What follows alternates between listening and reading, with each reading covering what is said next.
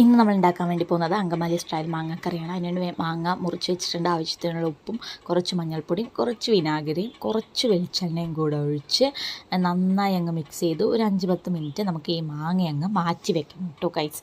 അത് കഴിഞ്ഞ് ഒരു പാത്രത്തിലേക്ക് കുറച്ച് ഇഞ്ചി അരിഞ്ഞത്, പിന്നെ കുറച്ച് പച്ചമുളക്, പിന്നെ 2-3 സവോള നൈസായി അരിഞ്ഞതും കൂടെ ഇട്ട് കുറച്ച് ഉപ്പ്, കുറച്ച് മഞ്ഞൾപ്പൊടി, കുറച്ച് മുളക് പൊടി, പിന്നെ മല്ലിപ്പൊടിയും കൂടെ ഇട്ട് നന്നായി കരിവേപ്പില ഇടണം. പിന്നെ കുറച്ച് വെളിച്ചെണ്ണയും കൂടെ ഒഴിക്കണം കേട്ടോ. ഇത് നന്നായി അങ്ങ് തിരുമ്മണം, മാക്സിമം അങ്ങ് തിരുമ്പി യോജിപ്പിക്കണം കേട്ടോ. നന്നായി പറയുമ്പോൾ ഇങ്ങനെ ഒട്ടയില്ലേ നമ്മുടെ സവാള, അത് കണക്ക് തിരുമ്മിക്കഴിഞ്ഞ് 2ാം പാലും കൂടെ ഒഴിച്ച് നന്നായി ഇത് വേവിച്ചെടുക്കുക കേട്ടോ.